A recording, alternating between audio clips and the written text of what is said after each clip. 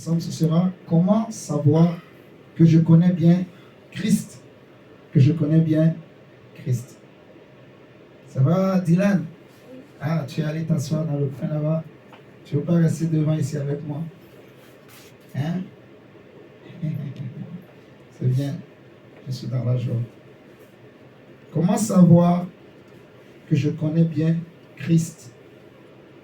Nous allons prendre nos Bibles dans Jean chapitre 14.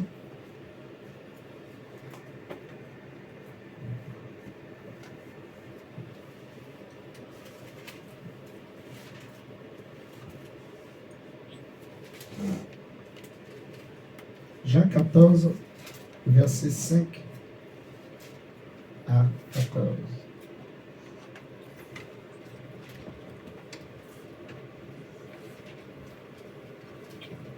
Jean chapitre 14, verset 5 à 14.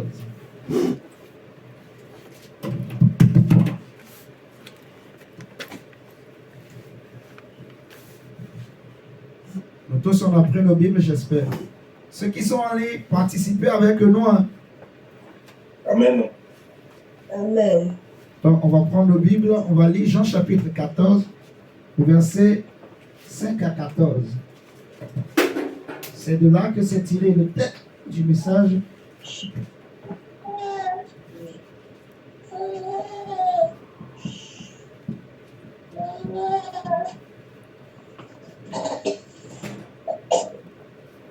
Gabriela, tu vas nous lire, s'il te plaît? Bien, tu es en train d'écrire. Je vais lire moi-même. Après, tu vas lire ensuite le reste. Il est écrit, Thomas lui dit, Seigneur, nous ne savons où tu vas. Comment pouvons-nous en savoir le chemin? Jésus lui dit, je suis le chemin, la vérité et la vie. Nul ne vient au Père que par... Si vous me connaissiez, vous connaîtriez aussi mon Père. Si vous me connaissiez, vous connaîtriez aussi mon Père. Si vous me connaissiez, vous connaîtriez aussi mon Père. Et dès maintenant, vous le connaissez et vous l'avez vu. Et c'est là que ça devient intéressant à partir du verset 8. Philippe lui dit, Seigneur, montre-nous le Père. Et cela nous suffit. Montre-nous le Père, cela nous suffit. Alléluia. Amen. Verset 9, Jésus lui dit, il y a si longtemps que je suis avec vous et tu ne m'as pas connu, Philippe. Je peux même m'arrêter déjà là et prêcher la parole du Seigneur. Parce que c'est de cette réponse du Seigneur Jésus que le thème est tiré en fait. C'est au travers de ce verset que le Saint-Esprit m'a interpellé, m'a fait comprendre certaines choses, m'a ouvert l'intelligence pour comprendre certaines choses qu'il est important pour nous de maîtriser, de comprendre. Philippe lui dit, Seigneur, montre-nous le Père, cela nous suffit. Jésus lui dit, il y a si longtemps que je suis avec vous et tu ne m'as pas connu, Philippe. Alléluia. Amen. Celui qui m'a vu a vu le Père. Comment dis-tu, montre-nous le Père? Ne crois-tu pas que je suis dans le Père et que le Père est en moi? Ne crois-tu pas que je suis dans le Père et que le Père est en moi? Les paroles que je vous dis, je ne les dis pas de moi-même. Et le Père qui demeure en moi, c'est lui qui fait les œuvres.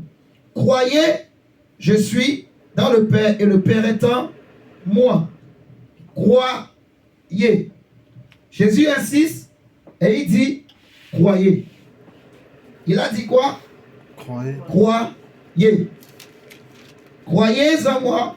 Croyez-moi plutôt. Je suis dans le Père et le Père est en moi. Croyez du moins à cause de ses œuvres. En vérité, je vous le dis, celui qui croit en moi fera aussi les œuvres que je fais. Donc, fera les œuvres du Père. Autrement dit, les œuvres, le Père accomplira ses œuvres en lui, en celui qui croit en moi. On va bien comprendre. Et il en fera de plus grandes, parce que je m'en vais au Père. Et tout ce que vous demanderez en mon nom, je le ferai, afin que le Père soit glorifié dans le Fils. Si vous demandez quelque chose en mon nom, je le ferai. Amen pour la parole du Seigneur. Amen. Jésus dit, il y a si longtemps que je suis avec vous et tu ne m'as pas connu. Le Seigneur m'a fait comprendre que ce n'est pas le nombre de temps, le nombre d'années qu'on passe au pied du Seigneur qui nous permet de connaître Dieu. Et c'est ce que Philippe a vécu. C'est ce que les apôtres ont vécu en fait. Cela faisait plusieurs années qu'ils marchaient avec Jésus. Ils ont mangé avec Jésus. Ils ont vu Jésus physiquement, la parole de Dieu faite chair. Ils l'ont salué. Alléluia. Amen. Ils ont vu Jésus faire des miracles. Ils ont été les témoins oculaires de la présence divine sur la terre. Pendant des années, ils ont marché, ils ont vécu avec Christ. Mais eux, celui qu'ils ont connu, c'est celui qu'ils voyaient.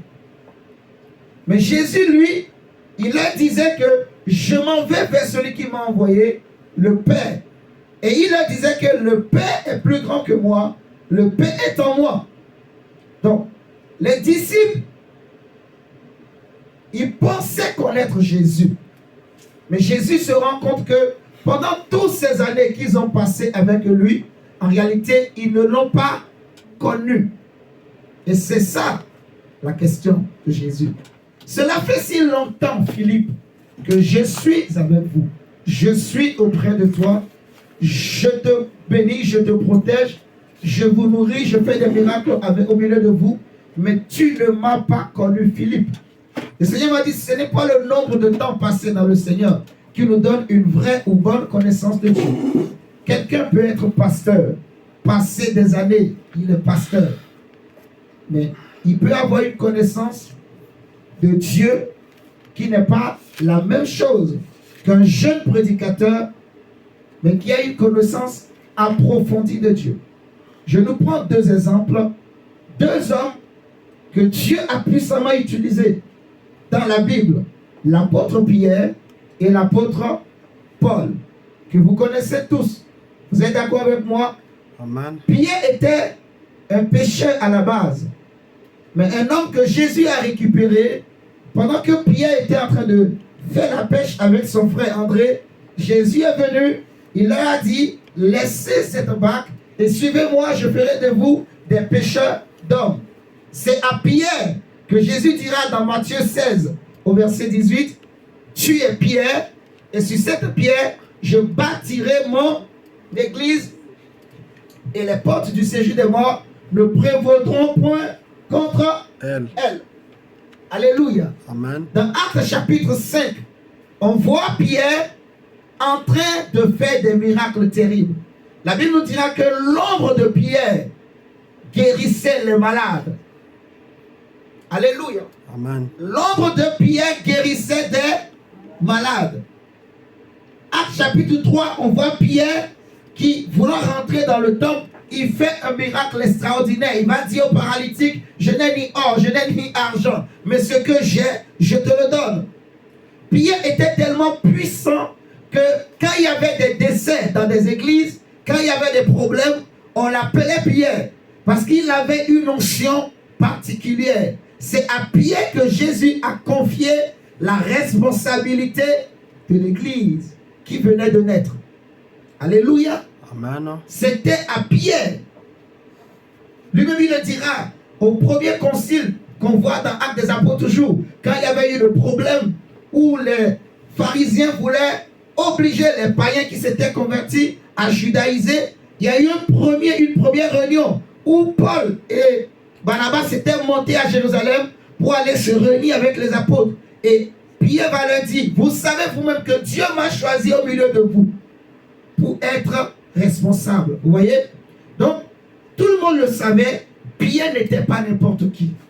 D'ailleurs, même la Bible nous dit, en parlant de Pierre, de Jacques et de Jean, on les appelait les piliers. Ils étaient considérés comme des piliers, des têtes pour l'église qui venait de naître. Alléluia. Amen. Suivez-moi très bien.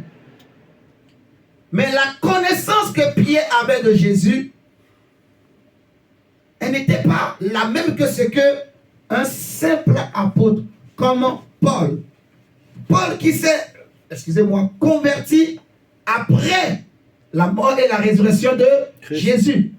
Paul a connu Jésus sur le chemin de Damas. Quand il partait pour aller persécuter les chrétiens à Damas. C'est sur ce chemin que Paul a rencontré Jésus.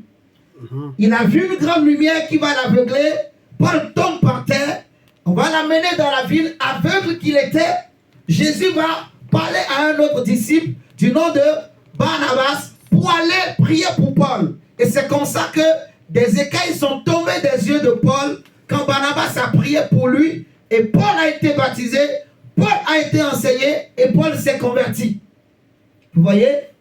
Mais ce même Paul, on nous dit aussi dans Actes des Apôtres, toujours Paul, on voit Paul aussi, les mouchoirs de Paul guérissaient des malades. Donc c'est deux grandes figures de l'évangile. Vous voyez? Deux grands apôtres de la Bible. Paul était un apôtre particulier, spécial. Pierre était aussi un apôtre terrible. La différence entre les deux, c'est que le premier a vu Jésus physiquement comme ça. Il a mangé et vécu avec lui. Il a bu avec Jésus. Et Jésus l'aimait. Jésus avait confiance en Pierre.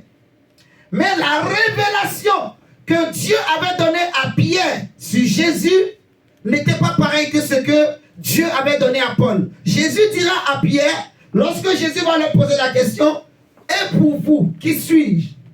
Il va lui dire, qui suis-je? Pour vous, mes disciples, qui avez marché avec moi pendant des années, qui suis-je? Pierre va lui dire que tu es le Christ, le Fils de Dieu, l'envoyé de Dieu, le Messie.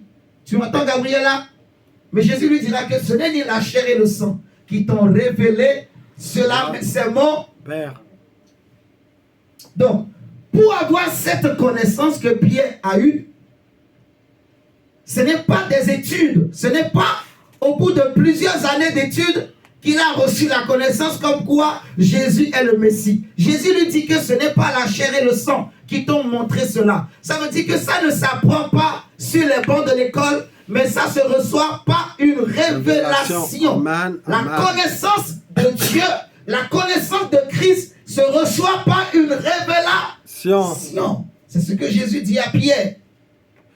Mais les révélations que Pierre avait eues sont minimes par rapport à ce que Paul a eu. Tout le livre, la Bible, pratiquement une bonne partie de l'évangile du Nouveau Testament sont rédigés par Paul. Vous m'entendez? Amen. Si nous regardons dans Éphésiens chapitre 3, par exemple, Paul va dire aux chrétiens, en lisant ces quelques lignes, en lisant ces quelques lettres que je vous envoie, vous pouvez vous représenter l'intelligence que j'ai du mystère de Christ. Éphésiens chapitre 3.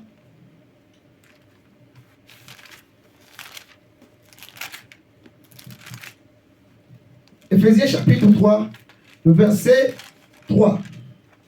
Paul dit, c'est par révélation que j'ai eu connaissance du mystère sur lequel je viens d'écrire en peu de mots.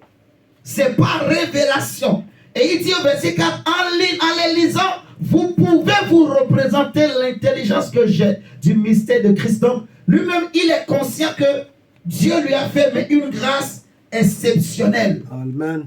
Vous êtes d'accord avec moi? Pierre a marché pendant longtemps avec Jésus, mais il n'a pas eu la même grâce. Mais Paul, qui n'a même pas mangé et bu avec Jésus, Dieu lui a fait une grâce de telle sorte qu'il a reçu des connaissances, des révélations sur Jésus, sur le royaume de Dieu, sur l'église qui venait de naître, alors qu'il n'était même pas là le jour de la Pentecôte. Alléluia. Amen. Donc ce n'est pas le nombre de temps qu'on passe à l'église qui fait qu'on a une vraie connaissance de Jésus. Ce n'est pas le nombre d'années passées dans la vie chrétienne qui nous donne une bonne connaissance de la vie chrétienne, de la foi chrétienne. Alléluia. Amen. Ce n'est pas le nombre d'années, ce n'est pas l'âge qui donne la connaissance de Dieu. Tu m'entends, Gabriela? C'est ce qu'il est écrit dans Job. Il est dit quoi? Que en réalité, dans l'homme, c'est l'esprit qui donne l'intelligence. L'intelligence ne vient ni de la chair ni du sang.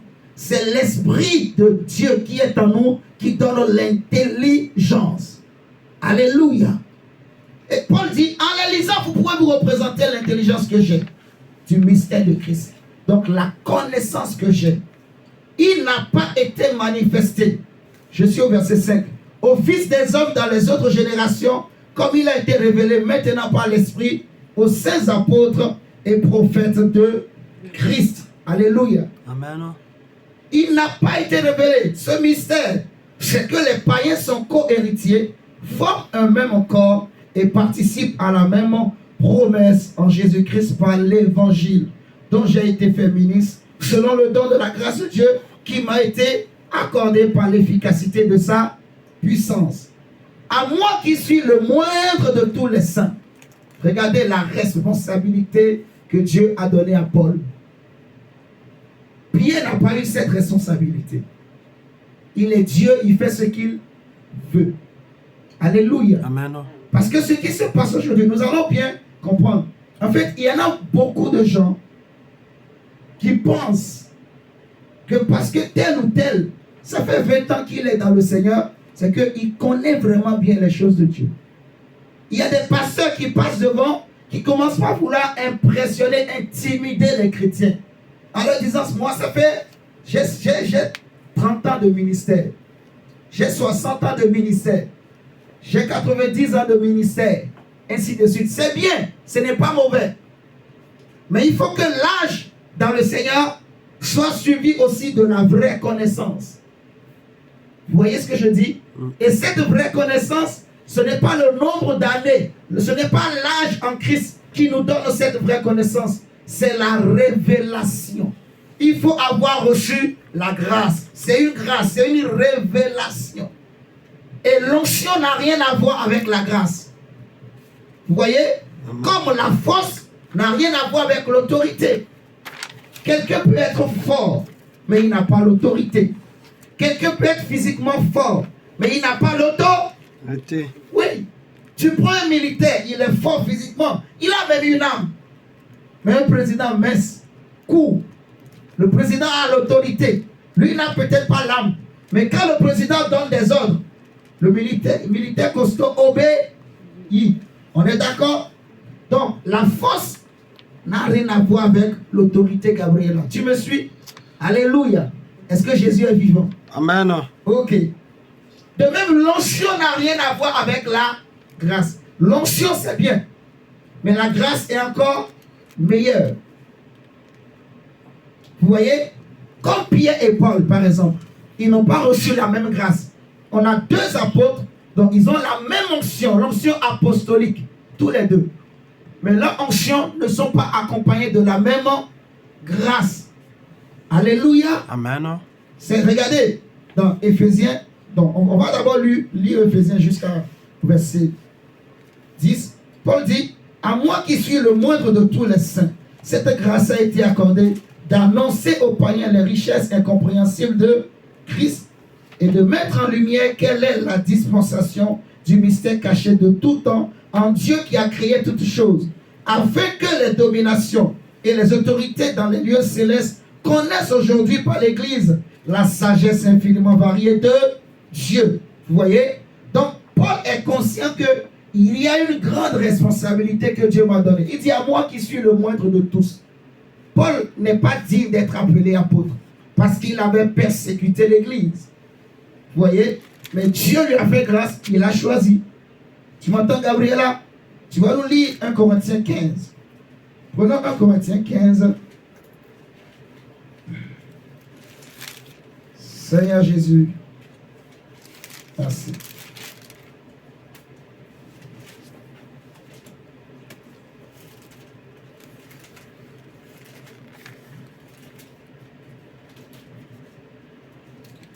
Corinthiens 15, lis à partir du verset 3. jusqu'au verset 10. Je vous ai enseigné avant tout, Hmm. comme je l'avais aussi reçu, que Christ est mort pour nos péchés, selon l'Écriture, selon les Écritures, qu'il a été enseveli et qu'il est ressuscité le troisième jour, selon les Écritures, et qu'il est apparu à Céphas, puis aux 12. Ensuite, il est apparu à plus de 500 frères à la fois, dont la plupart sont encore vivants. Et donc, quelques-uns sont morts. Ensuite, il est apparu à Jacques, puis à tous les apôtres. Après eux tous, il m'est aussi apparu à moi comme à l'avorton. Amen. Il dit, il m'est apparu à moi comme à l'avorton. Dans Éphésiens 3, on a lu, il a dit à moi qui suis le moindre de tous les saints, de tous les apôtres. Ici, il se considère lui-même comme un avorton. Continue, verset 9. Car je suis le moindre des apôtres, je ne suis pas digne d'être appelé apôtre. Je ne suis pas digne d'être appelé Apôtre. mais Parce que j'ai persécuté l'Église de Dieu. voilà ce que je disais tout à l'heure. Continue. Par la grâce de Dieu, Par la grâce de Dieu. Par la grâce de... Continue. je suis ce que je suis. Je suis ce que je suis. Un homme qui a été transporté jusqu'au 3e ciel et qui a vu des choses et entendu des choses qui n'étaient pas permis aux hommes de voir ni d'entendre. L'homme qui a reçu la révélation sur l'Église. L'homme qui a reçu la révélation sur le fonctionnement de l'Église. Le fonctionnement que les églises ont aujourd'hui, c'est Paul Amen. qui nous l'a donné. C'est pour ça qu'on parle d'église apostolique ou polyenne ou comment on dit. Et on dit église apostolique parce que c'est fondé sur les doctrines des apôtres et des prophètes de Christ. Et l'apôtre qui a reçu le plus de révélations sur l'église, sur le fonctionnement de l'église, c'est l'apôtre Paul. Même l'apôtre Pierre lui-même le reconnaît. On va le lire tout à l'heure. Dans 2 Pierre, il le dit lui-même. Il reconnaît la grâce que Dieu a accordée à Paul. Mais les deux sont des apôtres. Vous voyez? Et comment l'église doit fonctionner? Comment les ministères doivent fonctionner? Comment les évangélistes doivent fonctionner? Comment le diaconat doit fonctionner? Comment il faut traiter les jeunes? Comment il faut traiter les vieillards? Quels sont les critères pour devenir ministre de Dieu? Quels sont les critères pour servir Dieu? Comment on peut servir Dieu? Tout ça là, c'est Paul qui a reçu la révélation. Même sur l'enlèvement de l'église. C'est Paul qui a expliqué comment ça va se passer. Vous êtes en train de comprendre? Donc, ce n'était pas n'importe qui. Par la grâce de Dieu, il est ce qu'il est. Et il a reçu des révélations sur Christ que Pierre n'avait pas reçues. Est-ce que pour cela, Pierre sera jaloux? Non. C'est la grâce que Dieu lui a fait. Vous êtes d'accord avec moi? Amen. Donc, ce n'est pas l'âge, ce n'est pas le nombre de temps qu'on a passé avec quelqu'un qui fait qu'on connaît la personne. Ça, c'est vraiment faux. Il faut qu'on comprenne bien. Parce que des fois, une femme peut dire, ah, qui te connaît mieux que moi? En parlant à son mari. Ou le mari aussi va dire, qui te connaît mieux que moi? Non. Tu connais l'apparence. Tu connais l'apparence. C'est l'erreur dans laquelle les apôtres étaient tombés en fait. Ils connaissaient Jésus, mais Jésus en apparence. Ils connaissaient Jésus, mais physique. Parce que lorsqu'on parle de la connaissance de Jésus, il y a deux connaissances. Il y a la connaissance physique et la connaissance spirituelle. Paul le dit dans 2 Corinthiens 5. Si nous avons connu Christ selon la chair, nous ne le connaissons plus ainsi maintenant. Vous voyez ce que je dis? Donc les apôtres, ils avaient connu un homme qui était extraordinaire, qui était spécial. Ils ont cru qu'il est le Fils de Dieu. Mais leur connaissance, leur foi s'arrêtait au physique. Vous voyez? il ne pouvait pas voir ce qui était à l'intérieur. Donc Jésus, quand il voyait Jésus, Jésus leur disait que le Père est en moi, le Père est en moi. Le Père est en moi. Lis tout le verset 10. Et puis on va continuer. Et sa grâce envers moi n'a pas été vaine. Loin de là. J'ai travaillé plus que tous, non pas moi toutefois, mais la grâce de Dieu qui est avec moi. Voilà. Donc il dit lui-même, j'ai travaillé plus que eux. Tous. Donc j'ai travaillé plus que Pierre. J'ai travaillé plus que Jacques. J'ai travaillé plus que Jean. J'ai travaillé plus que eux. Tous. Non pas moi, mais la grâce. La grâce qui m'a été donnée. Donc par la grâce de Dieu, Paul a eu beaucoup de connaissances et il a beaucoup œuvré. Si aujourd'hui vous et moi nous croyons en Jésus, c'est grâce au ministère de Paul. Si l'évangile s'est répandu dans les nations, si l'évangile est arrivé jusqu'en Afrique, c'est grâce au ministère de Paul. Vous voyez, la Bible l'appelle l'apôtre des gentils, l'apôtre des païens. Alléluia. Amen. Donc c'est notre apôtre. Après Jésus, c'est Paul. Pierre est l'apôtre des Juifs. Alléluia. Amen. Toi et moi, nous sommes des paulistes. Ce n'est pas une honte. Par contre, il ne faut pas qu'on tombe dans le piège où les Corinthiens étaient tombés. Où certains commençaient par dire, moi je suis de Paul, moi je suis de Pierre, moi je suis d'Apollos, moi je suis de Jean, moi je suis de Jacques. Non. Vous voyez? Amen. Aucun d'eux n'est mort pour nous. Notre véritable apôtre, c'est Jésus-Christ de Nazareth. Amen, C'est amen. l'apôtre de notre salut. C'est lui qui est mort pour nous. Amen. Mais notre paix à tous dans la foi, en tant que païen d'origine, c'est Paul, en fait. C'est au travers de son ministère que les païens ont reçu l'évangile de Jésus-Christ de Nazareth. Alléluia. Amen. Regardez dans 2 Pierre, chapitre 2 Pierre, chapitre 3, versets 15 à 16.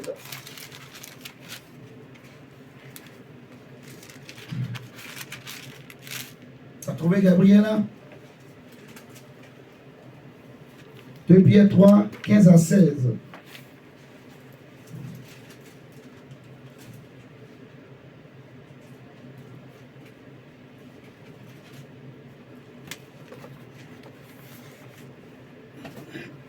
Pas trouvé? Allez, on va lire. 2 Pierre 3, verset 15 à 16. L'apôtre Pierre dit, croyez que la patience de notre Seigneur est votre salut. Comme notre bien-aimé frère Paul vous l'a aussi écrit selon la sagesse qui lui a été donnée. C'est ce qu'il fait dans toutes les lettres, où il parle de ces choses dans lesquelles il y a des points difficiles à comprendre. Paul, Pierre reconnaît. Parce que c'est des mystères, les choses que Paul reçoit et explique. En fait, si Dieu ne t'ouvre pas l'intelligence, si tu n'as pas reçu la révélation, tu ne peux pas en parler. C'est pour ça qu'il y a des pasteurs qui enseignent mal les chrétiens. D'ailleurs, même, je dirais même dans le milieu chrétien, il y a beaucoup d'enseignements qui sont véhiculés, qui sont faux et qu'on traîne depuis des siècles. Vous comprenez? Qui se sont répandus, généralisés. Il y a beaucoup de ces choses. Pierre dit, il y a des points difficiles à comprendre dont les personnes ignorantes et mal affermies tordent le sens. Vous voyez? Tordent le sens comme celui des autres écritures pour leur propre ruine. Il y en a qui vont dire, par exemple, si les femmes ne portent pas le voile, elles ne seront pas sauvées. Et il y a des gens qui les suivent. Il y a des gens qui croient que c'est vrai. Vous me comprenez? Il y en a qui vont dire, oh non, le Shabbat, c'est le samedi. Il ne faut pas prier le dimanche. Il y en a qui vous diront, non, il ne faut pas qu'on porte des chaussures. Parce que Dieu avait dit à Moïse, ôte les souliers de ton pied. Parce que le lieu sur lequel tu te trouves est un lieu saint. Il y a des gens qui tordent le sang des Écritures. La Bible dit c'est pour leur propre ruine. Pourquoi ils tordent le sens? Parce que ils n'ont pas reçu la révélation. Vous voyez? Amen. Il y a des gens qui se lèvent parce qu'il a fait un certain nombre d'années dans le Seigneur. Ils pensent qu'il a l'autorité, en fait, pour donner certains enseignements. Si Dieu t'a réellement appelé, il te donnera cette grâce pour enseigner la parole de Dieu. Mais si Dieu n'a pas réellement appelé, c'est difficile. Je vous dis la vérité. C'est difficile. Se mettre là debout plutôt, et commencer par parler. Parler tous les jours. Parler. Si tu n'as pas reçu la grâce, c'est une grâce. L'onction, c'est différent. Vous voyez? On peut avoir la même onction. 2 évangélistes, 2 pasteurs, 2 apôtres, 2 prophètes. Les 2 peuvent être prophètes, mais ils n'ont pas la même grâce d'enseignement, la même grâce de révélation. Non. Il y a des hommes de Dieu, ils prennent la Bible pour trouver un seul message. C'est difficile. Vous m'entendez? Tu peux entendre des hommes de Dieu qui te diront, c'est difficile, moi j'arrive pas à trouver de message.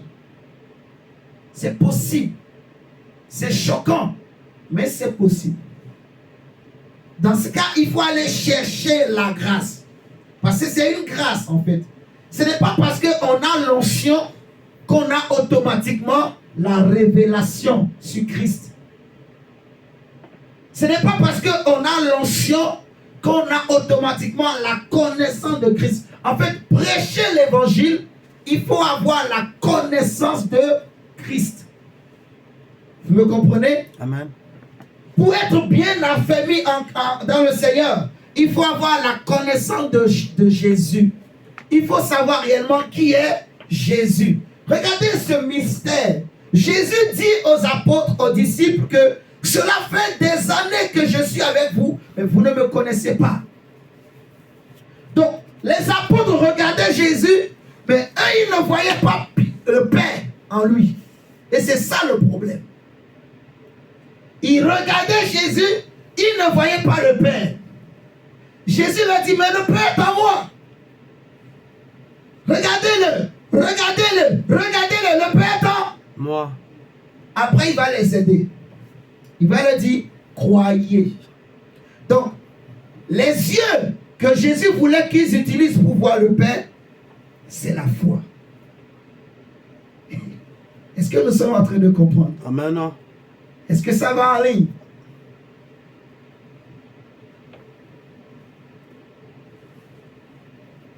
Amen.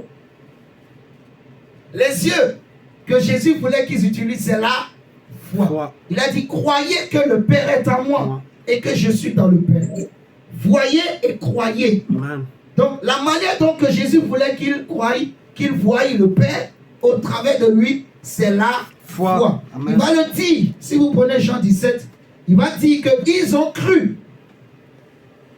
Quand les apôtres ont accepté de croire, il va dire lui-même, ils ont cru. Il va, dans sa prière, ça c'est total.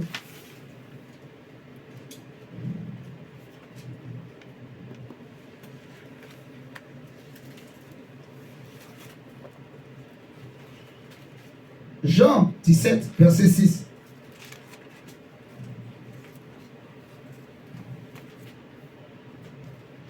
J'ai fait connaître ton nom aux hommes que tu m'as donné du milieu du monde. Ils étaient à toi. Ils étaient à toi. Ils étaient à toi et tu me les as donnés. Et ils ont gardé ta parole. Maintenant, ils ont connu que tout ce que tu as donné. Voyez, maintenant ils ont connu. Mais au départ, ils ne comprenaient pas. Au départ, ils ne comprenaient pas. Ils n'arrivaient pas à connaître. Et maintenant, ils ont connu. Maintenant, ils ont connu que tout ce que tu m'as donné vient de toi. Car je leur ai donné les paroles que tu m'as données. Et ils les ont reçues et ils ont vraiment connu que je suis sorti de toi. Et ils ont cru que tu m'as envoyé. Vous voyez? Donc les apôtres ont vu le Père au travers de Jésus. Tu diras que je connais une personne quand tu es capable de voir ce qui est en lui.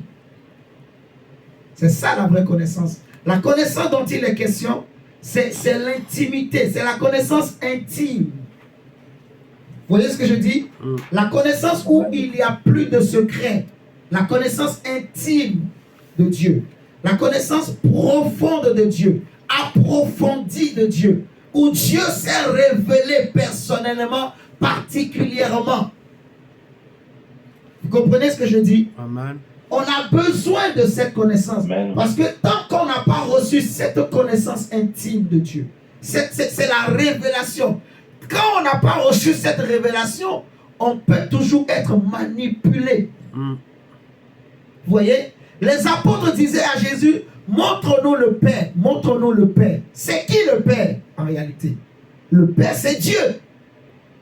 Vous me comprenez? Amen. Jésus, sur la terre, il était le Fils. Et le Père dont il parle, c'est Dieu. Alléluia. Amen. Est-ce que vous me comprenez? Amen. Les apôtres disent, montre-nous le Père. Montre-nous le Père. Montre-nous le Père. Autrement dit quoi? Montre-nous Dieu. Amen. Quand on n'a pas la révélation de Jésus, c'est comme ça qu'on continue à chercher des dieux. Alors qu'on est avec le vrai et l'unique Dieu. Quand on n'a pas la révélation, c'est comme ça que tu peux voir un chrétien qui demain, il devient musulman ou bouddhiste. Vous voyez? Quand on n'a pas la révélation, c'est comme ça que tu peux voir un chrétien demain, il peut arrêter de prier parce que son pasteur l'a déçu. Il peut arrêter de prier parce que son apôtre l'a déçu. Il peut arrêter de prier parce que son évangéliste l'a déçu. Quand on n'a pas la révélation, la connaissance intime de qui est Jésus. Paul, malgré ses souffrances, Paul, malgré les trahisons qu'il avait, ses propres, il disait, mes propres frères me trahissent en parlant des Juifs. Des gens que Paul aimait. Même Jésus a été trahi par ses propres frères. Mais ce n'est pas pour ça que Jésus a abandonné sa mission. Vous comprenez?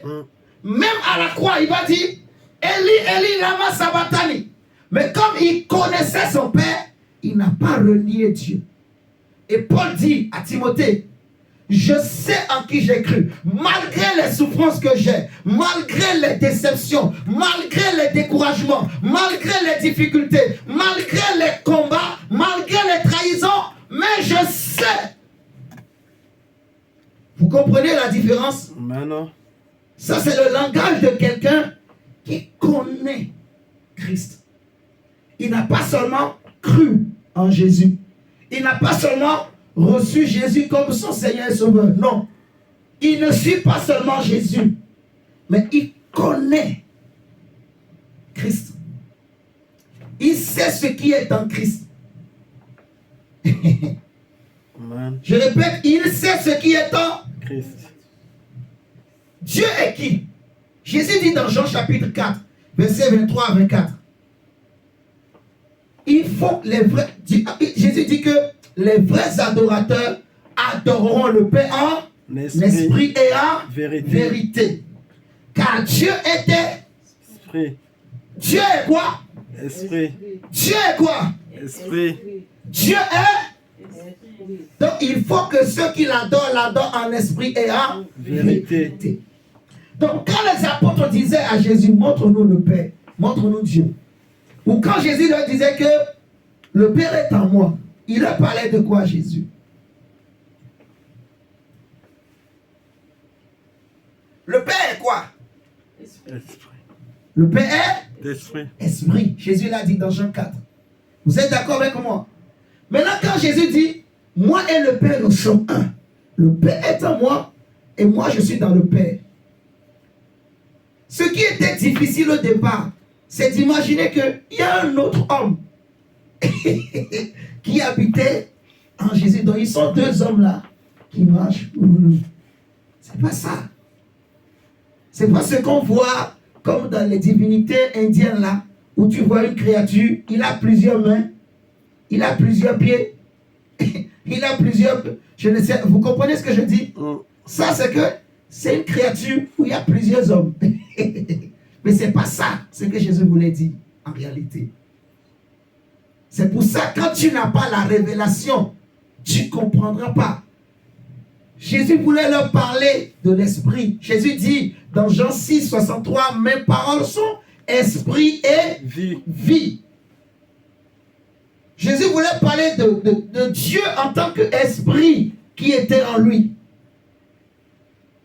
Il disait, les œuvres que je fais, ce n'est pas moi qui le fais, c'est le Père en moi qui le fait. C'est l'esprit en moi. Les paroles que je vous dis, que je vous donne, elles ne viennent pas de moi, c'est le Père en moi, c'est l'esprit. Vous comprenez? Amen. La Bible dit, Pierre dira que c'est poussé par l'esprit, c'est poussé par Dieu, c'est poussé par le Père que les hommes ont parlé de la part de Dieu. Amen, amen, amen, amen. Donc quand Jésus disait le Père est en moi, il parlait de l'esprit du Père qui était en lui, qui faisait les œuvres en lui, qui parlait en lui. Et quand il dit que ceux qui croiront en moi, vous voyez, ceux qui croiront en moi, donc ils vont me connaître, ils vont voir ce qui est en moi, ils vont voir au-delà de l'apparence, ils vont voir au-delà du physique. Eh bien, le même esprit du Père va aussi travailler en eux. Amen, amen. Alléluia. Amen. Regardez l'histoire de deux frères. Jésus nous parle de l'histoire d'un père qui avait deux fils. Dans Luc chapitre 15. Tu as l'heure, Gabriela? Tu as l'heure? Ouais, regarde, tu as quelle heure?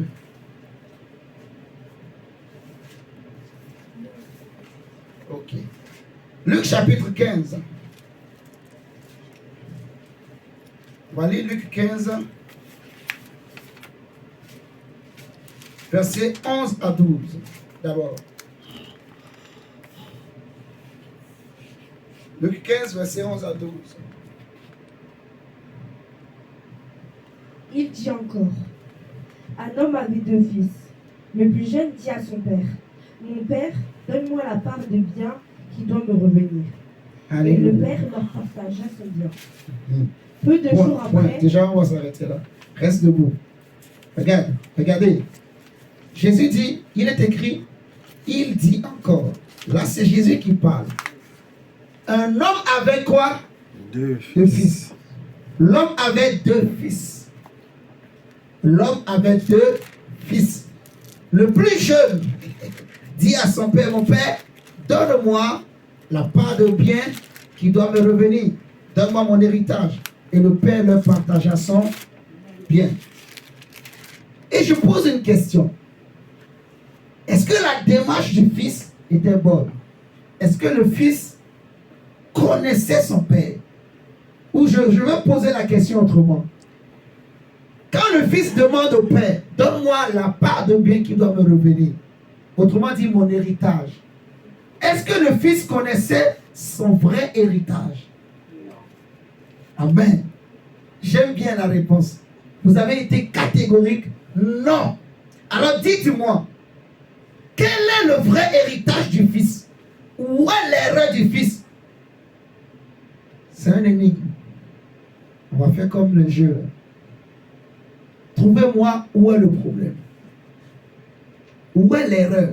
Quand le fils, en voulant demander son héritage, il demande la part de bien. Paul dit aux Éphésiens, dans Éphésiens 1, à partir du verset 15, je prie le Dieu du ciel, le Père de notre Seigneur Jésus, qu'il illumine les yeux de votre cœur, qu'il vous donne un esprit de sagesse et de révélation. Regardez, prenons Éphésiens 1. On va revenir dans Luc 15. Parce que cette histoire, nous allons bien la comprendre. Éphésiens chapitre 1, verset 15.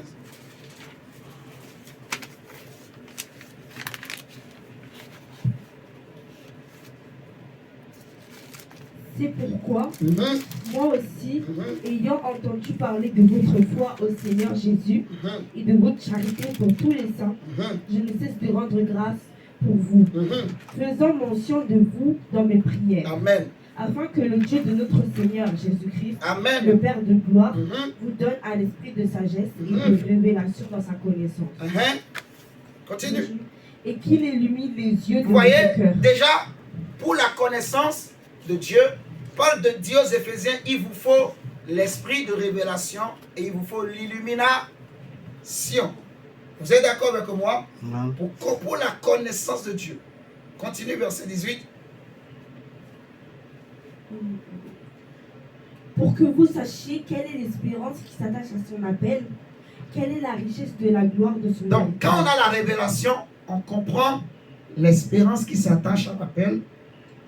Ensuite, qu'il réserve aux saints. la richesse de la gloire de l'héritage qu'il réserve aux saints. Donc, on connaît son vrai héritage quand on a la révélation. Continue. Et quelle est envers nous qui croyons l'infinie grandeur de sa puissance. Amen. On peut même déjà s'arrêter là.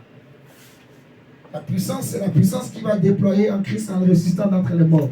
Mais ce qui m'intéressait ici, c'est que pour avoir la connaissance de Dieu, il faut un esprit de révélation et d'illumination. Amen. Pour connaître notre héritage, pour connaître notre vrai héritage, il faut la révélation. Il faut la révélation. Alléluia. Amen. Pour connaître notre vraie espérance, pour connaître l'héritage que Dieu nous donne, il faut la révélation. Et dans Luc 15 qu'on est en train de lire, on va retourner dans Luc 15. On voit cet enfant, ce jeune, qui n'avait pas la révélation, il se lève et il dit à son papa, donne-moi la part des biens qui me revient. Quel est l'héritage de l'enfant?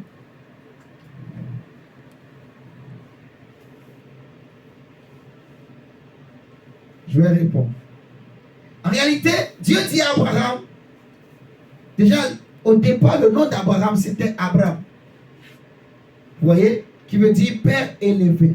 Mais Dieu change son nom en Abraham, qui veut dire père d'une multitude de nations. Et le Seigneur dit à Abraham, je ferai de toi une source de bénédiction. Donc, le père est plus important que l'héritage matériel, que le bien matériel. Parce que le bien matériel, la part du bien matériel que le père donne à l'enfant, ça peut finir. Vous me suivez là? La part de bien matériel, il peut te donner 100 millions. 100 millions n'est pas éternel. Ça peut finir. Mais si le père est toujours là, tu peux avoir encore un autre 100 millions. Amen. Parce que le père est la source. L'héritage, c'est la source. Vous voyez? Et l'erreur de cet enfant, c'est qu'il n'avait pas la révélation. Il a cru que son héritage, c'était le matériel. C'était le matériel, c'était le physique. Son vrai héritage, c'est le Père lui-même. Amen. Alléluia. Amen. Sa vraie richesse, c'est le Père, c'est la présence du Père. En fait, son vrai héritage, c'est d'être continuellement dans la présence du Père. Tant que je suis avec le Père, je ne manquerai de rien. Vous voyez? Amen. C'est ce que la Bible nous dit d'ailleurs dans le psaume 87. Psaume 87, regardez. On va lire ensemble. On va retourner après dans Luc 15. On est en train d'étudier Luc 15. Psaume 87, le verset 3 à 7.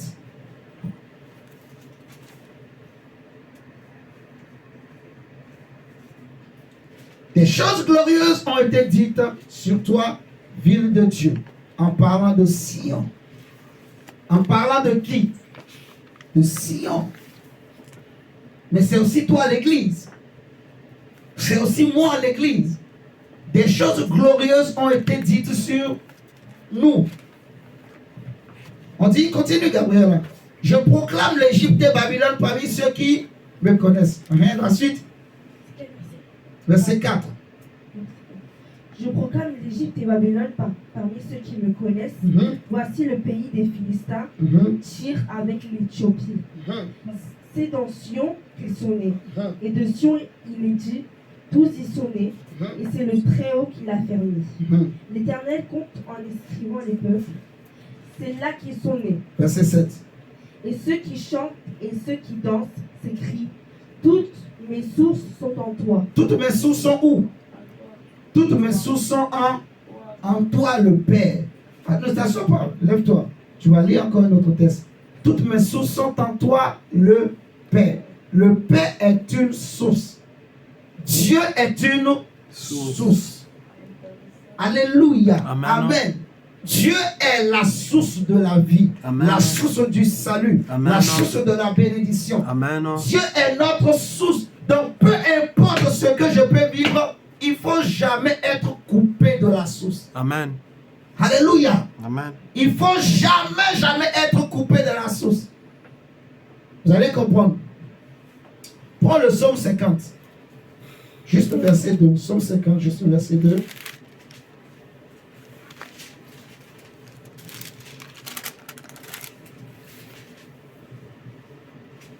De Sion, beauté parfaite, Dieu resplendit. Psaume chapitre 16, verset 11. Donc, on dit que Sion est une beauté parfaite. Alléluia. L'église est d'une beauté parfaite. L'église de Jésus, la vraie église, est d'une beauté parfaite.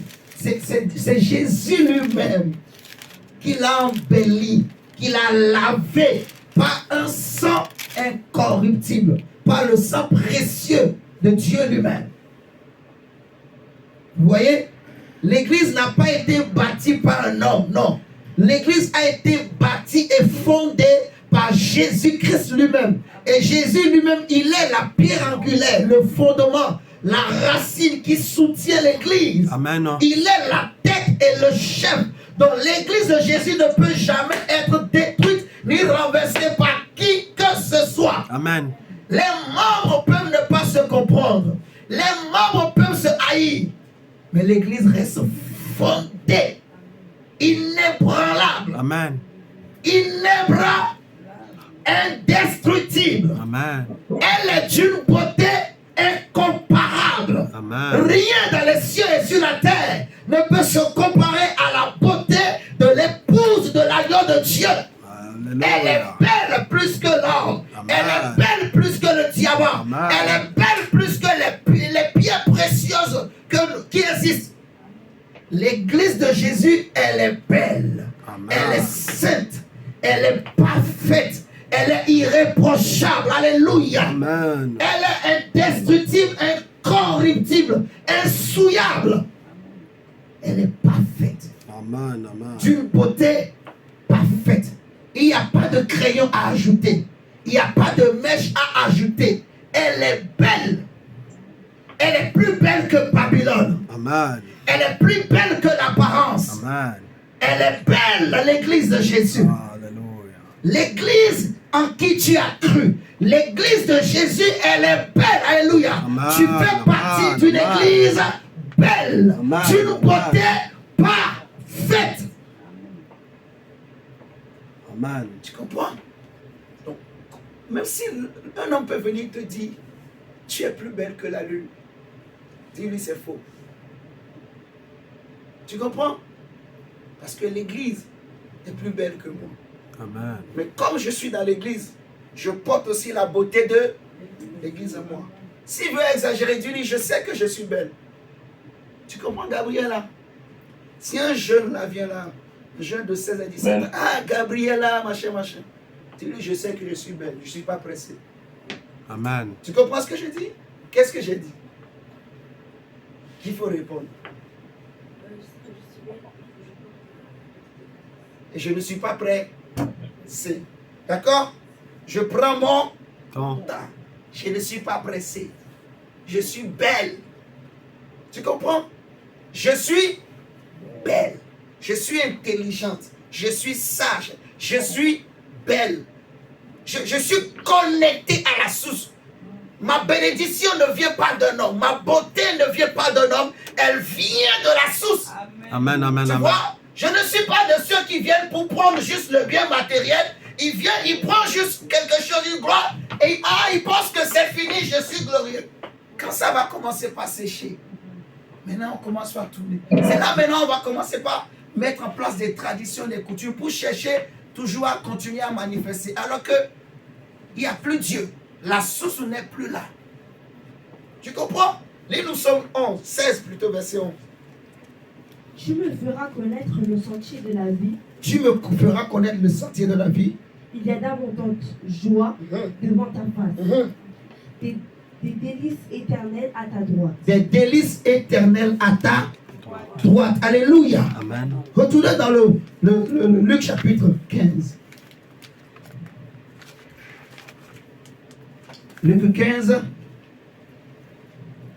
Des délices éternelles à ta droite. Maintenant, tu vas lire du verset 13. Luc 15.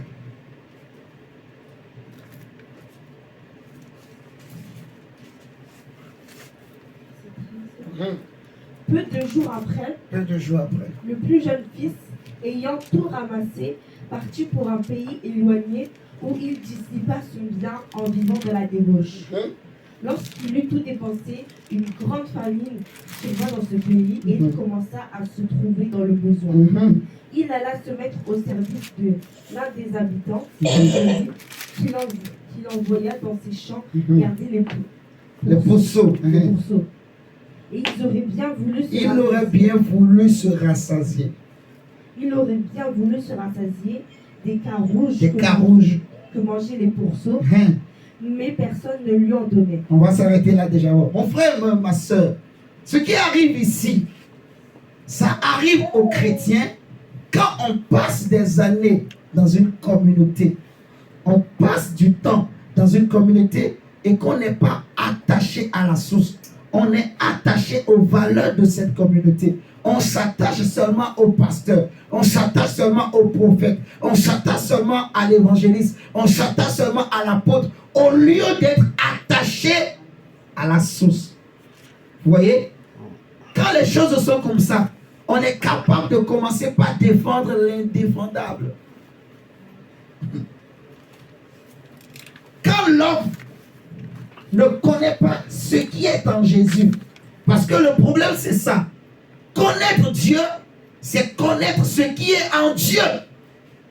Vous voyez? Dieu dit au prophète Samuel que l'homme regarde à l'apparence. Vous voyez? Mais moi, Dieu, parce que je suis esprit, je regarde à ce qui est intérieur. Amen. Je regarde à ce qui est à l'intérieur. C'est ce qui est à l'intérieur qui est important. Et Jésus, c'est ce qui est à l'intérieur. La vie chrétienne, c'est ce qui est à l'intérieur. Amen. Connaître Christ, c'est connaître ce qui est en Jésus. Amen. Jésus qui sauve. Ce n'est pas le corps qui a marché il y a plus de 2000 ans à Jérusalem. Non.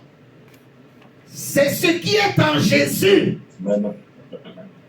Alléluia. Amen. Ce n'est pas en allant à Jérusalem, en se faisant baptiser dans le Jourdain, qu'on reçoit l'Esprit de Jésus. Amen. Amen. C'est du fétichisme. C'est de la distraction pure. C'est de l'ignorance, l'inconscience chrétienne. Amen. Vous êtes en train de comprendre? Amen. Je ne sais pas quel mot je vais dire. C'est l'enfantillage chrétien ou chrétienne. Je ne sais pas si c'est féminin ou masculin. Ça arrive où vous allez voir des chrétiens qui commencent par défendre l'indéfendable. C'est parce qu'il a passé 20 ans dans une assemblée. Mais il n'a pas cherché à connaître ce qui est en Jésus. Jésus dit, celui qui écoute mes paroles et qui les met en pratique. Il dit, pourquoi m'appelez-vous Seigneur, Seigneur et Maître, mais vous ne faites pas ce que je vous dis. Je vous montrerai celui à qui est semblable. Celui qui fait ce que je lui dis. Celui qui écoute mes paroles et qui les met en pratique. Il est semblable à tout homme qui a bâti une maison sur le roc. Il a creusé et creusé. Donc il faut aller en profondeur. Vous voyez, il y a des chrétiens, ils passent 50 ans dans une même assemblée. Mais lui, son Dieu, c'est le pasteur. Son Dieu, son Jésus à lui, c'est le prophète. Son Dieu, c'est l'apôtre, c'est l'évangéliste. Quand le pasteur te trahisse, te déçoit, tu retournes à la maison. Tu ne veux plus prier. Tu es perdu. Tu es paniqué. Tu ne peux plus faire de projets. Tu ne peux plus avancer. Tu ne peux plus évoluer. Ta vie est arrêtée. Ça veut dire que ta source, c'était qui? L'homme. C'était l'homme. C'était l'apparence. Vous voyez ce que je dis? Jésus dit aux Juifs, à ses disciples, il dit, ne faites pas ce que font les pharisiens, mais faites ce qu'ils vous disent. Attendez. Je répète. Jésus dit aux disciples, vous voyez les pharisiens là, ils disent aux hommes des choses, mais eux-mêmes, ils ne les pratiquent pas. Donc, ne soyez pas comme eux, mais faites ce qu'ils vous disent. Vous comprenez ça? Donc, ce n'est pas l'homme, l'apparence. C'est ce qu'il y a à l'intérieur de l'église qu'il faut chercher. Le Dieu qui a bâti l'église. Le Dieu qui a bâti l'église. C'est lui qu'il faut chercher. C'est à lui qu'il faut chercher à être connecté. Vous voyez? Il y a des pasteurs, des chrétiens aujourd'hui qui commencent par défendre des impudiques, des adultères, des menteurs, des hypocrites. Pourquoi? Parce qu'ils en fait, ils s'attachent à la communauté. Vous voyez ce que je dis? Mais ils ne s'attachent pas à ce qui fait la force de la communauté. C'est ça l'erreur. Donc ils n'ont pas une vraie connaissance. Ils ne sont pas connectés à la source. C'est le problème de ce jeune homme qui a dit à son père, donne-moi ma part de l'héritage. Il a pris son héritage. Il est parti. Vous voyez? Le chrétien est là. Ah, quand je vois mon pasteur, franchement, il m'encourage. Franchement, il me parle bien. Ah, il m'a donné 50 € la dernière fois. Grâce à lui, mes enfants, ils ne sont pas... On a pu manger le soir, on n'a pas dormi. Affamé. Oh, il a prié pour moi, j'ai vu la main de Dieu. J'ai été guéri, ainsi de suite. C'est bien, gloire à Dieu. Mais celui qui guérit, ce n'est pas l'homme. Celui qui fait les miracles, ce n'est pas l'homme. Celui qui sauve, ce n'est pas l'homme. Celui qui délivre, ce n'est pas l'homme. Celui qui pourvoit aux besoins, ce n'est pas l'homme. Celui qui enrichit, ce n'est pas l'homme. La bénédiction ne vient ni de l'Orient, ni de l'Occident, ni des hommes, mais elle vient de l'Éternel. Et c'est la bénédiction de l'Éternel qui enrichit et qui ne fait suivre ton cœur. Amen. Alléluia. Alléluia. C'est ce qui arrive, Gabriela. Quand les gens passent des années, au lieu d'être attachés à Jésus, ils ont commis l'inconscience d'être attachés à un homme. Jésus dit, Philippe, ça fait des années que je suis avec toi. Tu ne me connais pas. Tu ne sais pas ce qui est en moi. Tu ne sais pas ce qui est en moi. Ça fait des années que tu es chrétien. Mais tu ne sais pas qui est Jésus. Tu ne connais rien sur la mort de Christ. Tu ne connais rien sur sa résurrection. Même si tu n'as pas beaucoup étudié, tu dois chercher à avoir la révélation sur Jésus. Amen. Vous comprenez ce que je dis? Ce n'est pas une question d'étudier. On a déjà vu que cette connaissance, elle ne vient pas de l'école. Amen. Amen. Il y a des pasteurs, je vous dis, intègres, sérieux, qui ont une vraie révélation avec Dieu, mais qui n'ont pas de diplôme, qui n'ont pas fait de longues études, qui n'arrivent même pas à lire la Bible. Vous savez ça? Mais qui connaissent Dieu, mais d'une façon terrible. Vous voyez ce que je dis? C'est la révélation. Et c'est l'Esprit de Dieu qui donne cette révélation. Il faut chercher.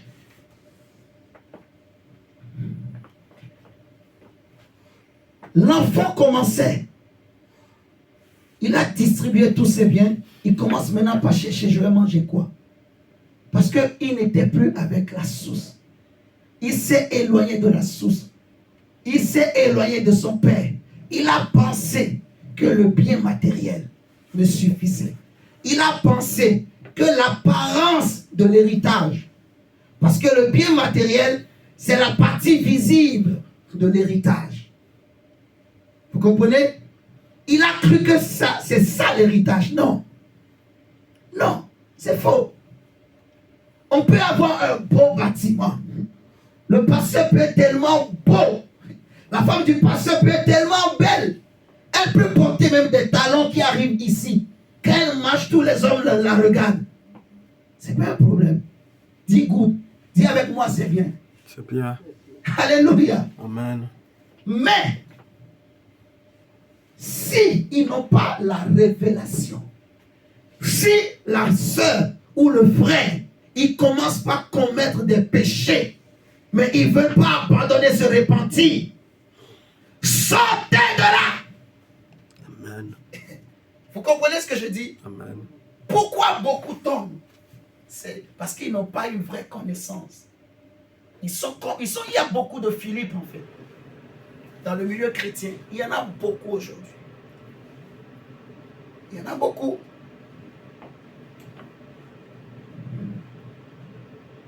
Regardez. Si vous prenez on va continuer la lecture, Gabriela. Prends du verset 25 à 30 ans. Ouais. Or, le fils aîné était dans les champs. Lorsqu'il revint et approcha la maison, il entendit la musique et les danses. Il appela un des serviteurs et lui demanda ce que c'était. Ce serviteur lui dit, ton frère est de retour. Et parce qu'il a retrouvé en bonne Parce que santé, ton père a tué le veau gras. Il se mit en colère et ne voulut pas entrer. Son père sortit et le pria d'entrer.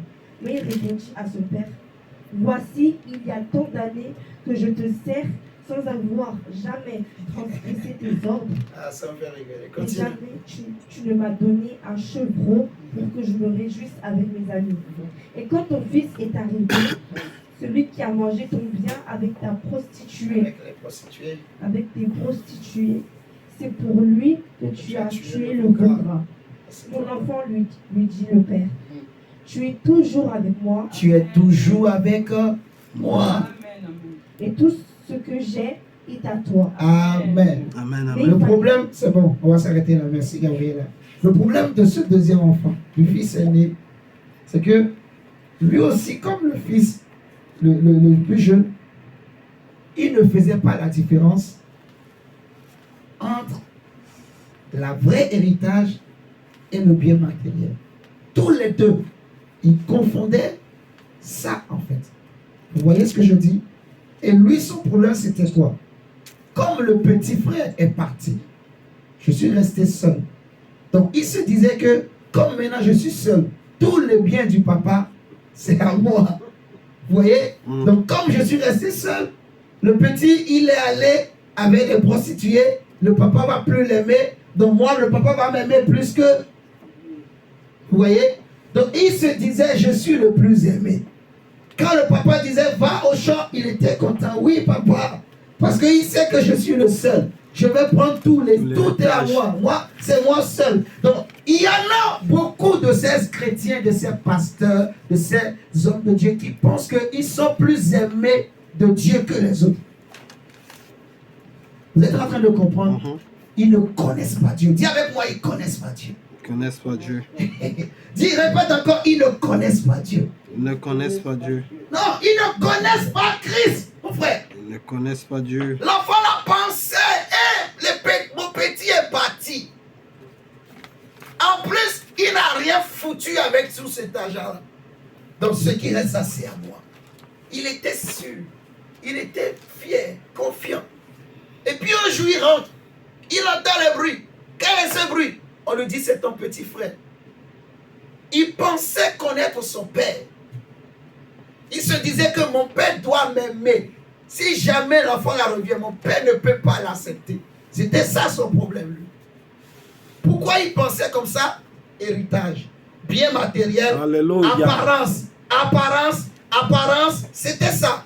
Un jour, je vais inviter mes amis, je vais les faire asseoir, on va manger. Moi et ma famille, moi et ma femme, moi et mes amis, on va manger. Oui, je vais chasser tous les autres et c'est seulement moi et mes amis et on va manger. C'est l'héritage de mon père. Mais à sa grande surprise, il rentre. Le bruit là, ça vient d'où? Oh non, c'est ton petit frère là. Que tu as cru qu'il est perdu. Tu as cru qu'il est perdu. C'est lui qui est revenu. Mais ton papa était tellement dans la joie de le voir. Ton papa a tué les veaux gras pour lui. Ton papa a donné un vêtement nouveau à ton petit frère qui était perdu, qui était mort. Ton papa a dit, mon fils était mort, il est revenu à la vie. On va faire une grande fête. Tous ces pasteurs qui se croient meilleurs, qui pensent que, oh non, moi ça fait 50 ans que je suis dans le Seigneur. Dieu m'aime plus que les autres. Oh, je vois tellement de choses. Oh, je connais tellement de choses. Oh, j'ai fait ceci. Mon frère, ma soeur, s'il te plaît, un peu d'humilité. De la même manière que Dieu t'aime, sache que les autres aussi, Dieu va les aimer. Amen, amen. Même si ils t'ont trahi, même s'ils ont péché contre toi, s'ils se répandent, Dieu est capable récupérer. Alléluia. Amen. Il ne faut jamais dire que moi, Dieu m'aime plus que tout le monde. Amen, amen. Parce que c'est des choses que j'ai entendues. Ah, Dieu aime trop mon mari. Dieu aime trop ma femme. C'est des choses. La femme du pasteur pense que Dieu aime trop son mari plus qu'elle-même. Le mari aussi pense que Dieu aime trop sa femme plus que lui-même. Le pasteur pense que moi, Dieu m'aime plus que tout le monde. Plus que tous les frères de l'assemblée. Je suis meilleur, je suis plus saint que tous les autres frères et sœurs. C'est une erreur. On pense comme ça quand on ne connaît pas Dieu. Si tu connais vraiment Dieu, tu ne penseras jamais comme ça. C'est des choses que Paul ne pensait jamais. Jamais. Parce qu'il a eu des révélations, il a connu qui est Dieu. Donc Paul tremblait tous les jours. Lui-même disait, je traite durement mon corps pour ne pas être rejeté après avoir prêché aux autres. Waouh! Si Dieu n'a pas épargné son propre fils, mais il a livré pour sauver des pécheurs, pour sauver des fils prodiges, pour les racheter, pour leur donner un nouveau vêtement, pour leur donner une nouvelle chance, pour leur donner une nouvelle naissance, à combien plus forte raison toi et moi? Vous comprenez? Connaître Dieu. Dieu, ce n'est pas l'apparence. Dieu, ce n'est pas la haine. Non. Il ne faut jamais dire que je connais Dieu assez ou que Dieu m'aime plus que tout le monde. Non. De la même manière que Dieu t'aime, il t'aime aussi l'autre. Il aime aussi l'autre. Alléluia. Amen. Oui. On a entendu des hommes de Dieu qui se sont séparés avec d'autres personnes. Et ils ont dit, Dieu m'a dit, il a rejeté l'autre. Public. Dieu m'a dit, il va sécher. Attendez, 3 ans, 2 ans, 1 an. Dieu m'a dit, il va sécher. Mais aujourd'hui, jusqu'à aujourd'hui, on voit le frère. Il est même devenu apôtre. Amen. Je ne sais pas s'il y a un autre titre encore après apôtre. Je ne sais pas. Archevêque peut-être. Vous voyez ce que je dis? On a dit que le monsieur va sécher. Mais il porte des fruits. Il grandit. Il s'épanouit. Vous voyez ce que je dis? Et le royaume de Dieu avance. Le royaume de Dieu grandit. Alléluia. Amen. Esaïe va dire au roi, Dieu m'a dit, prépare-toi, tu vas mourir. À peine il tourne le dos, le même Dieu lui dit, vas-y, tu ne mourras plus. Dis attention. Amen. Mon frère, on ne connaît pas assez Dieu. On a besoin de révélation. La révélation nous amène dans l'humilité. Amen. La révélation nous amène dans la simplicité. Amen. La révélation nous amène à être connectés à la source, à ne pas fuir la source, à ne pas nous attacher aux hommes. Alléluia. Amen. Si Philippe connaissait réellement Jésus, il n'allait pas dire montre-nous le Père. Parce que le Père, c'est l'Esprit qui était en Jésus, qui l'animait, qui faisait les prodiges, qui faisait les miracles, qui parlait en Jésus. Alléluia. Amen. Et le Seigneur veut. Pour terminer, on prend 1 Jean chapitre 4. On va lire, on va se mettre debout, on va lire ça et on va prier le Seigneur. 1 Jean chapitre 4. Paul dira dans 1 Corinthiens 2, verset 10 à 16, que qui est-ce qui connaît les choses qui sont dans l'homme, si ce n'est que l'homme lui-même. Et de même, personne ne connaît les choses de Dieu, si ce n'est l'Esprit de Dieu. Ça veut dire que pour avoir la révélation sur Christ ou sur Dieu, il faut l'Esprit de Dieu. Alléluia. Ensuite, il va dire que nous n'avons pas reçu l'Esprit qui vient du monde, mais nous avons reçu l'Esprit qui vient de Dieu. Lis 1 Jean chapitre 4, verset 1 à 8. 1 Jean 4. Bien-aimés, n'ajoutez pas foi à tout esprit, mais éprouvez les esprits pour savoir s'ils sont de Dieu. Car plusieurs faux prophètes sont venus dans le monde. Reconnaissez à ceci l'Esprit de Dieu. Plusieurs faux prophètes sont dans le monde, vous êtes avertis. Amen. Amen. Continue. Reconnaissez à ceci l'Esprit de Dieu. Tout esprit qui confesse Jésus-Christ venu en chair Et de Dieu. et tout esprit qui ne confesse pas Jésus n'est pas de Dieu. C'est C'est celui de l'Antéchrist dont vous avez appris la venue et qui maintenant est déjà dans le monde. Vous, petits enfants, vous êtes de Dieu et vous les avez vaincus. Vous les avez vaincus. Parce que celui qui est en vous Celui qui est en vous. est plus grand que celui qui On n'a est pas dans dit le que monde. c'est vous qui êtes plus grand. Voyez la différence? Celui. Celui qui est en vous est plus grand. Donc, on veut parler de qui? De l'Esprit qui est en vous. Parce que c'est l'Esprit qui fait les œuvres, c'est l'Esprit qui parle. En Jésus, qui faisait les œuvres? C'est Dieu. Mais Dieu, c'est L'Esprit. C'est Dieu qui faisait les œuvres et qui parlait. De même en nous aussi, qui fait les œuvres et qui parle. C'est le même Le esprit. même esprit. Vous voyez ce que je dis? Amen. C'est pour ça qu'on dit celui qui est en vous. Et plus. Quand on dit celui qui est en vous, c'est l'Esprit L'Esprit. qui est en vous. Amen, C'est amen, lui qui amen. est fort. C'est lui qui vous rend fort. Amen. Donc ce n'est pas par vos efforts. Ce n'est pas par votre propre force que vous êtes fort. Non, c'est l'Esprit qui est en vous. Regardez la suite. Que celui qui est en vous est plus grand que celui qui est dans le monde. Eux, ils sont du monde. C'est pourquoi ils parlent d'après le monde. Ils parlent d'après le monde. Parce qu'ils sont du... Monde. Ils parlent selon le monde. Continue. Et le monde les écoute. Le monde les écoute. Nous, nous sommes de Dieu. Nous sommes de Dieu. Celui qui connaît Dieu nous écoute. Celui qui connaît Dieu, ça veut dire quoi? Celui qui connaît réellement qui est en Christ, qui est Christ, il va nous écouter. Vous voyez ce que je suis en train de dire? Mais celui qui n'a pas une vraie révélation sur Jésus, il va vous prendre pour ce qu'il veut. Il va croire ce qu'on lui dit. Vous êtes en train de comprendre? Amen. Donc imaginez combien de gens vivent sans avoir la vraie connaissance de Jésus. Nous sommes à une époque où même les païens sont plus sages que les chrétiens. C'est triste, hein? Mais c'est la vérité en fait. Alors que normalement ça doit être le contraire. Mais les païens sont plus avisés, plus intelligents, plus éveillés, plus ouverts. Vous voyez, les païens sont plus simples que les chrétiens. Les païens comprennent facilement, ils discernent rapidement. Mais les chrétiens, beaucoup de chrétiens ils ont du mal à discerner. Pourquoi? Continuez la suite. Vous allez comprendre. Ils sont du monde. Donc le monde les écoute quand ils parlent. Hein? Celui qui n'est pas de Dieu ne nous écoute pas. C'est par là que nous connaissons l'esprit de la vérité et l'esprit de l'erreur. C'est par là que nous connaissons l'esprit de la vérité et l'esprit de l'erreur. Ceux qui sont du monde ne peuvent pas nous écouter.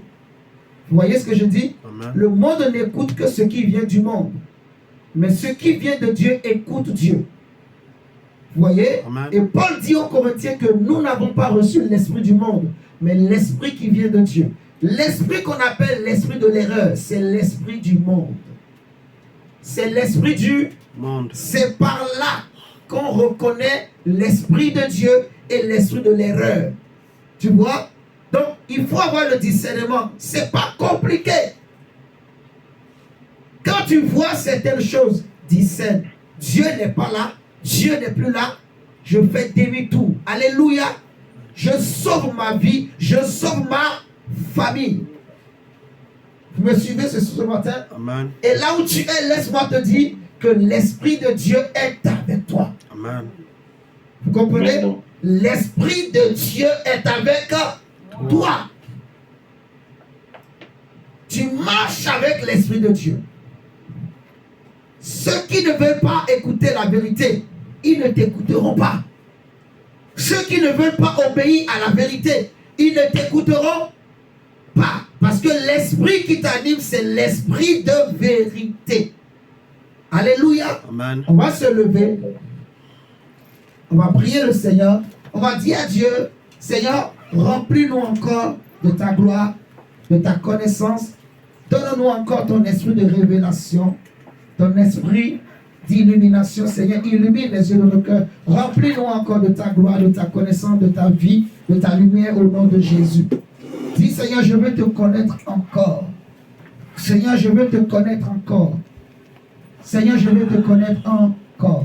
Au nom de Jésus-Christ. Élevons la voix et prions le Seigneur. Seigneur, notre Dieu, Père Tout-Puissant, Papa, Yahweh, remplis-moi encore de ta gloire, Seigneur. Yahweh, je veux te connaître Seigneur, nous encore voulons plus. te connaître encore. ce Seigneur, matin. je veux te connaître Merci encore, de te éternel révéler Dieu. à nous encore. Oh Seigneur de gloire, Merci, Papa, Seigneur, révèle-toi en nous, Seigneur de Jésus. répandre l'esprit de Papa, révélation révèle-toi au en nous, Père. éternel de gloire. Sur cette Seigneur, assemblée. reprends l'esprit de Répand révélation, l'esprit Papa, d'illumination, sur Seigneur. nous, sur les frères, les sœurs, Nous ne éternel voulons Dieu, pas dans cette seulement assemblée, regarder à éternel Dieu. l'apparence, Oh Seigneur mais de nous gloire, voulons Papa, nous connaître te celui qui prions est ce en Christ, matin, ce qui est en Elohim. Christ. Seigneur Le Dieu, Père qui Papa, est nous en avons Christ, qui besoin fait de te l'œuvre, connaître, qui éternel parle en Dieu. Christ, Seigneur. Mais Seigneur, Nous voulons révèle-toi en connaître nous, Père, l'esprit de afin qu'on Christ. puisse te Nous ne connaître, voulons pas être afin qu'on puisse attachés, connaître l'esprit de Seigneur, Dieu, à l'apparence. afin qu'on puisse te Nous ne voulons connaître, pas être Seigneur. attachés à Papa, une communauté. nous ne voulons Nous pas, ne voulons Seigneur pas être Dieu, attachés Papa, nous aux hommes. attacher, Mais nous Seigneur Dieu, voulons Papa, être aux hommes. attachés, Seigneur de connectés à gloire, la Papa, source, toi qui es la Seigneur source Jésus. véritable. Nous ne voulons Père, pas nous être voulons ni être comme le connectés à Fils, toi. Nous Seigneur, voulons nous attacher à l'enfant toi qui est la prodige. vraie Nous ne voulons source, pas être éternel comme Dieu. Seigneur Papa, l'aîné. nous ne voulons Mais nous pas, voulons, Seigneur Dieu, Seigneur, Papa, être attachés être, Seigneur de au gloire, Père, Papa. à la Jésus, source. Nous voulons regarde être sur les gens, attachés à Papa. ce qui est Nous ne en voulons toi. pas être Dis, attachés Seigneur, je crois par que un toi homme, et le Père, Seigneur vous Dieu. êtes un. Père, je crois, Seigneur Je Jésus, crois que Jésus, toi tu et es le Père, véritable Dieu. vous êtes un. Je crois Toi, qu'en tu le dehors de sais. toi, il n'y a pas un Je autre vais Dieu. m'attacher à toi. Je n'irai Seigneur, pas chercher révèle-toi un autre moi, Dieu Seigneur. ailleurs. Ah oui, révèle-toi Je moi, n'irai éternel pas Dieu, chercher tel que un tu t'es salut révélé ailleurs. à moi, Non. éternel de gloire. Je Oh, crois Seigneur que Dieu, Jésus, Papa, tu es le Messie, je tu crois, es le Papa, Fils que de tu es Dieu, le Fils de tu es Dieu, Dieu, le Messie, tu es tu es le le salut de libérateur, tu es l'humanité. le Que salut, Seigneur, en dehors Seigneur de toi, Jésus, il n'y a personne point d'autre éternel. salut. Je crois Au nom que de tu toi, peux Papa, tout. point Je de crois que salut, tu fais des Seigneur. miracles. Ah oui, Je sais, veux te crois, Papa, connaître que tu es le encore. Dieu miraculé. Je crois, Seigneur, que tu es le Dieu qui donne la vie. Oh Seigneur Jésus, Seigneur, Père, nous merci. te prions ce matin. Révèle-toi en chacun Amen, de nous, amen, Seigneur. amen. Merci au nom de Jésus. Amen. Nous acclamons le Seigneur. Oh Seigneur, merci. Est-ce que ça va ceux qui sont en ligne? Ok. Nous allons